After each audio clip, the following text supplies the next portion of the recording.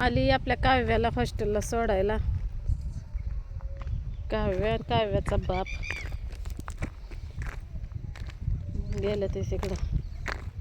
तसं मुलींचं हॉस्टेल असल्यामुळं व्हिडिओ नाही करायला जमत. तसं पुरी हिथंच आहे तर माझ्या शाळेला. छोकली पण हिथंच होते, काव्य हिथंच होते.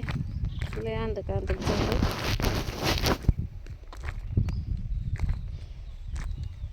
बसते थोडं झाडात. नाता भाऊजी म्हणतात कशाला नेले तिला, राहिले असते की. तसं नाता भाऊजीची अजून गाठ नाही घेतली, जाताना घेईन. आहे का नाही? काय बोलायचं नाही बघा मला आता या विषयावर. नाता भाऊजी म्हणत होता राहिले तर राहू दे पोरगे, राहत चांगले राहिले असते,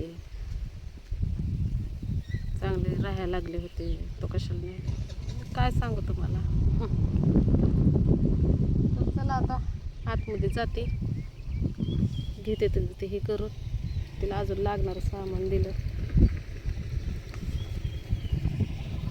बघू अजून नाता भाऊजीची गाडी घ्यायची. नाता भाऊजीची गाडी घेते एकदा. आणलं बघा कावीला हॉस्टेलला. ही त्यांची शाळा पण आहे इथं. आणि इकडं पेटे तर इथं ठेवले बघा. बरंच पोरं येते की इकडं. बघा एवढं सामान आता कावीला घेऊन दिलं. दाखव काय काय घेतलं.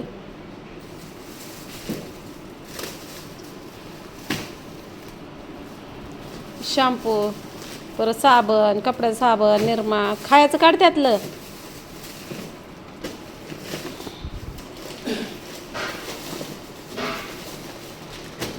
त्या नाहीतर निरम्याचा हे वास लागत असतं. मला वाटलं लय पुरी नाही त्या म्हणून तुला करमत नाही काय ते.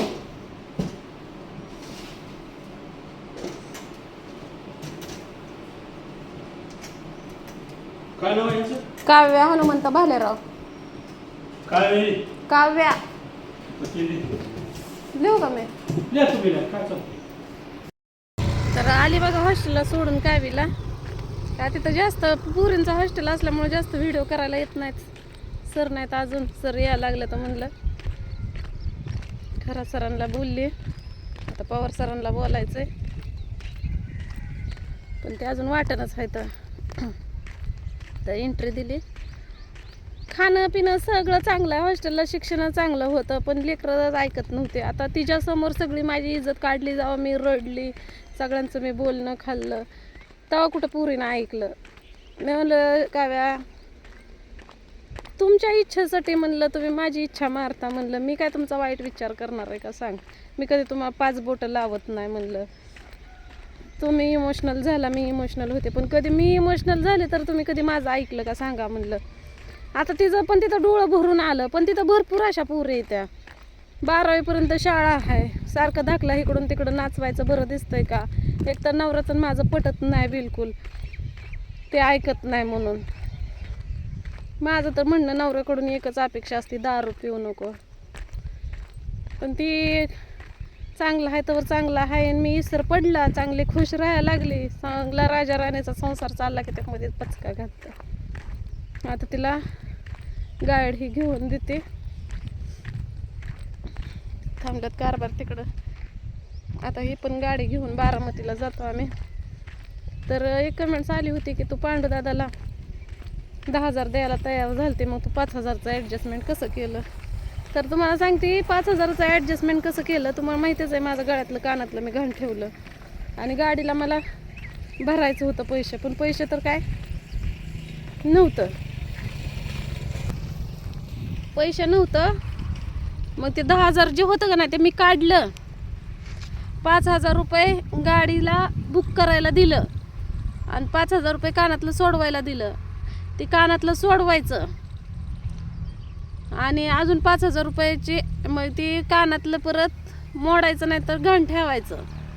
मग त्याचं जास्त पैशाला ठेवायचं. पहिलं आपण 5-5 हजाराला ठेवलेलं आहे ना, तर ते सोडवून त्याचं जास्त पैसे घ्यायचं आणि नंतर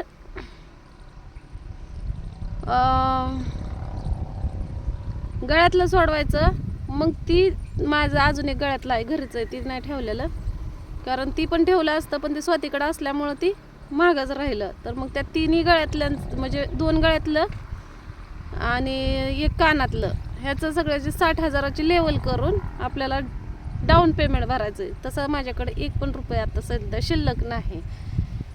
आणि त्याच पैशातून मी पांडुदादाला पैसे द्यायचे होते, ते 10,000 जे मी काल खर्चलं. जे डाऊन पेमेंटमध्ये गाडी बुकिंगला 5,000 आणि कानातलं सोडवायला 5,000. एवढं सुट्ट अरे थोडंसं तर जीवाला बघत जा. एवढं सगळं माझं हागल्या मुतलेलं दाखवत नाही, ती बी दाखवलं असतं, पण तुम्हाला पटायचं नाही मी दाखवलेलं. मला दाखवायला मी दाखवल, मला त्याच्याबद्दल वाद नाही, पण बघायचं धाडस तुमचं झालं पाहिजे ना.